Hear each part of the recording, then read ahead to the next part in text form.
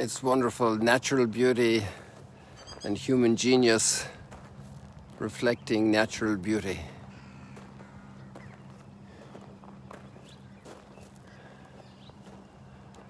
Really beautiful.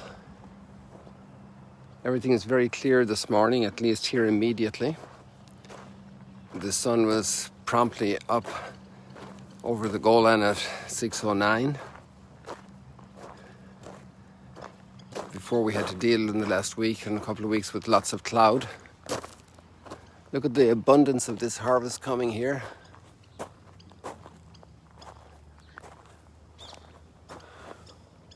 Can you count them? Try if you will. I invite you to a fresh date at Magdalene. There are lots over here. They're actually riper on that tree over there. You can see the red, and they'll eventually get black when they're fully ripe. There are probably some. Well, actually, these are thinned out a lot already. Maybe the birds have had their feast day. There are a few on the ground, but there were definitely much more here. These are not fully ripe. I'm sure they have tons of sugar already, but when they're fully ripe, the skin turns black or very dark brown. So, people, we have a lot of stuff in the readings today. So, and it's incredibly important and juicy, and it's amazing. And there are a number of issues also with the readings today, in our world today, concretely. And they're very sensitive, and people can be very, very deeply affected. And I don't know how to slice this one, how to cut it. And actually I wrote quite a few notes this morning instead of going out walking ahead. Because there's a lot of things to say, and if you take one of my lines out of context, then it could be big trouble. So I ask for a lot of patience, and I'd like to do a couple of general positions here.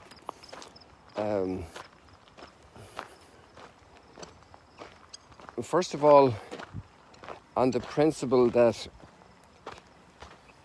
the first people that God called in his plan of salvation didn't get it all. And we don't either. Because Paul said, eye has not seen and ear has not heard what the Lord has in store for those who love him. Look at this, is a morning glory that's still closed. If we were to come back here in half an hour to again on you. It's on my end here, I hope you're still connected. And look at these flowers. Look at these ones. Just saw the morning glory there, and these are the new generation of bougainvillea. And last January, when I had my 2 weeks of corona in here in this room there, that top corner room here on this side, there were full bloom bougainvillea also. So it's amazing, they're year-round goodness. So let's get to our tough topics this morning, our demanding topics. And they need a lot of patience, because some people could find great fault with them. And it's actually a current theme in our society right now. The issue of forgiveness is a major one. That's the theme of the gospel. But there are a couple of themes in the first reading. Yesterday we finished the Pentateuch. And look at these morning glories, are more open than the other ones we just saw a moment ago. And they're going to open out fully, Maybe if we find more in a little bit, we can see how the progression goes. This is a stroll and chat, so I'm not staying here, I'm moving on, okay? And actually that's the process of salvation. It's a process of moving on, of growing. And we see this everywhere and in so many different themes. And if we take the huge, biggest one, it's really monotheism. Now, we say that Abraham is our father in the faith. And he was called by God to a very special mission, into a special relationship with God, extraordinary. And his faith was absolutely amazing. Like, the commitment he made to God was so total, so complete. But for many centuries later, it was still not clear to the people that there's only one God. And they talked about our God is stronger than their gods. And then they discovered with the exile that their God here in the Promised Land is actually also the one in charge over there, and he's the one in charge in Egypt. And then they discovered the universality of their God.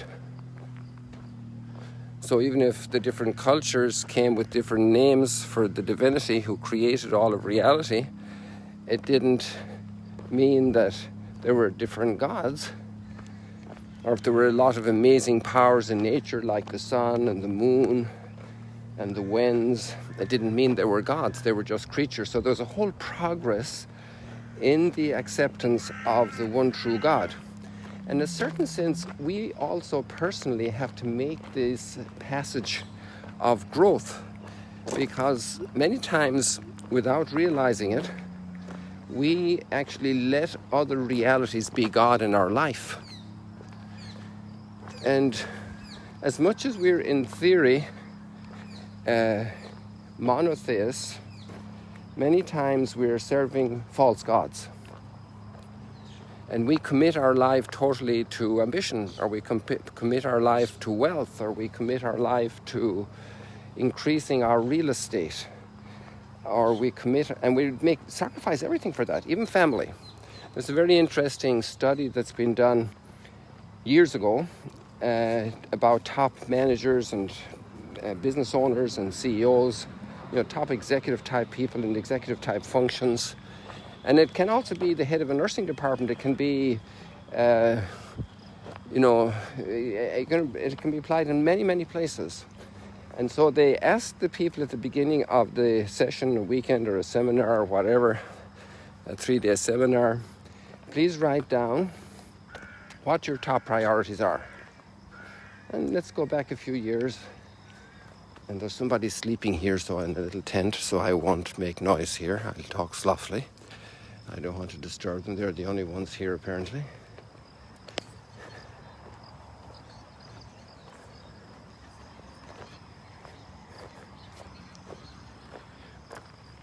So they asked all the participants in the seminar to write down in order of priority what's first in their life and second and so forth. And the 3 points to put down were work, family, and God. And they all put down God as my first priority, and family is my second priority, and work is my third priority. But then as the seminar progressed and they were learning all the implications of this in their lives, they began to realize that it was absolutely upside down. That their first priority was work, and they sacrificed family for that, and they sacrificed work and they didn't. God was out of the picture.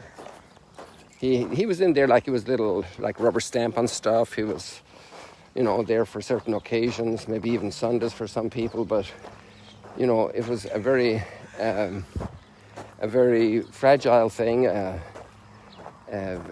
not the defining reality of their lives.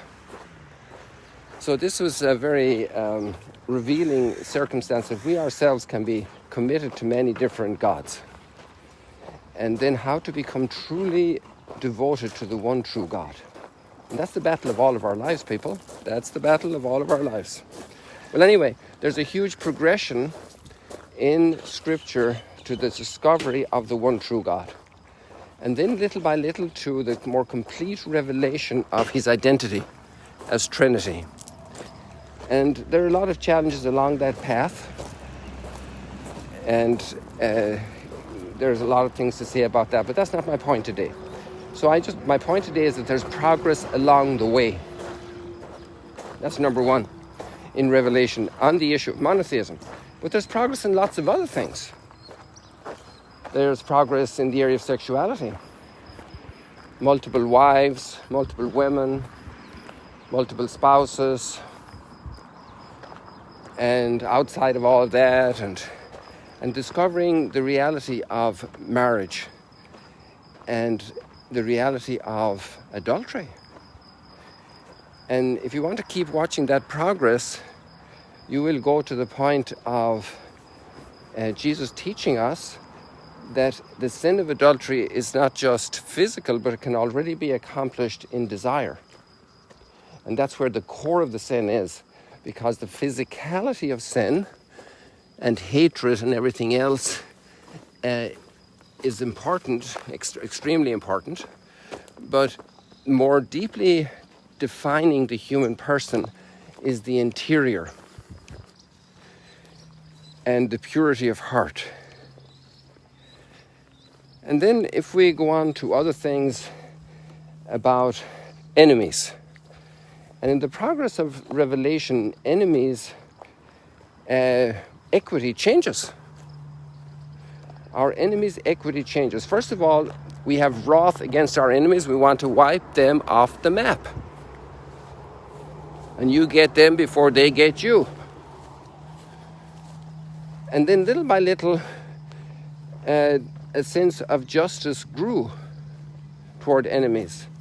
And the law of the talion, eye for eye and tooth for tooth, is not, from our perspective, it's cruel today, but from the perspective of brutality, it was limiting the extent of revenge. And it took a long time for human beings to get it. And it still takes a long time today. There are still people who crush their enemies. And even within families, a small thing can happen and it can escalate into terrible insults and hurt and grief and broken relationships and destroyed families. And sometimes as a consequence, destroyed businesses, and thousands of other people lose their jobs and their properties and their opportunities in life just because some people exploit others because of hatred. And there are a lot more themes. We could continue going through a whole list of themes. And one of them is about possessions and poverty. And so poverty is obviously a huge obstacle to growth, because we need things, we need to eat. And some people today don't have enough to eat. And then we have the capacity to work, and we have the gifts of nature, the gifts of the fruitfulness of nature, like the dates we saw on the tree back there. And so we have the treasuring of all of that. God gave us these goods to use, and then we become very attached to them, and we put all our hope in them, and we count on them, and we long for them, and we crave for them, and then we become obsessed by owning stuff and craving for stuff and defending our stuff, and we go to another extreme where there's opulence and total waste, degradation of the human dignity, and the inability to understand the value of things. Tremendous waste, tremendous throwaway culture we're in today. It's not just something from the past. It's especially from today where we have such abundance. And so then with this grows to such a point then through the exile and through the spiritual growth of the prophets, and to the point when Jesus says, the blessed are the poor in spirit. Blessed are the poor in spirit. And where poverty becomes actually an extraordinary path of spiritual growth. Not the poverty of misery and the misery of poverty, but the poverty of freedom of heart. That my value is not because I have that car with the little Mercedes sign on it, or I have this or that or the other thing. It's because I am loved by God. And I need material things. Nobody can live without them.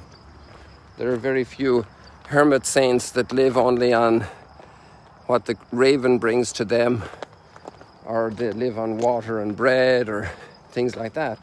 So there are those phenomena. But in the normal run of things, we absolutely need a lot of protection from the weather. We need a house, we need food, we need clothing. So we need things and be responsibly using them. But our heart can't be there. So what I'm trying to, the big statement I've made so far is that revelation progresses. And actually we progress so that we grow in a deeper understanding of God and therefore of ourselves and therefore of the meaning of our life. Look at that light, isn't that amazing? And even if we have all the light, there can be big patterns of darkness blocking us seeing this mystery, because the spiritual light is not just an academic conclusion, an intellectual exercise, it's a transformation of the heart.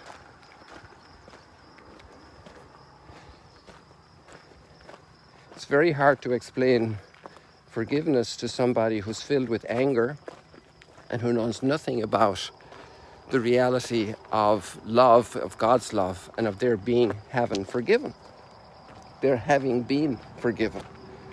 And that's the big message of the gospel today, that the big takeaway, I think, from the gospel today, at least for me personally, is there's nothing that can happen me, no injustice can befall me, that's anywhere near the amount I have already been forgiven by God. And since I'm called in His image to reflect the light from God, even in my little clouded life, then I'm called to maximum forgiveness. I said all of this in a certain sense to lead up to a very difficult theme. I'm kind of scared of getting there, and already the time has gone on me today. So I think we'll have opportunity to come back to it tomorrow. And let's do that, because I think we'll have these themes are going to last for a while. And this could be enough for today. But first, let's take this one big point, that there's progress in salvation history. And that progress is because we also need time to grow, like every plant and every animal and every human being. We start out not knowing very much, and we keep growing. And so thank you so much for joining me. I'm a little bit excited about all of this, and also filled with the sensitivity of the trickiness is not the right word, the complexity, the nuancing that we need in handling the readings we're coming to right now in the scriptures. So I thank you for joining. God bless you. Let us keep each other in prayer as we walk through life and through history in our own lives. And as we grow, that could be a big prayer for today. Lord, show me where you want me to grow today. Show me how you're transforming my life through the stages of my life as I get to know you better, as my heart is more and more transformed and I accept you more and more. Because when I know you more and more, I am transformed by you. People, God bless you. Thank you. See you later, alligators.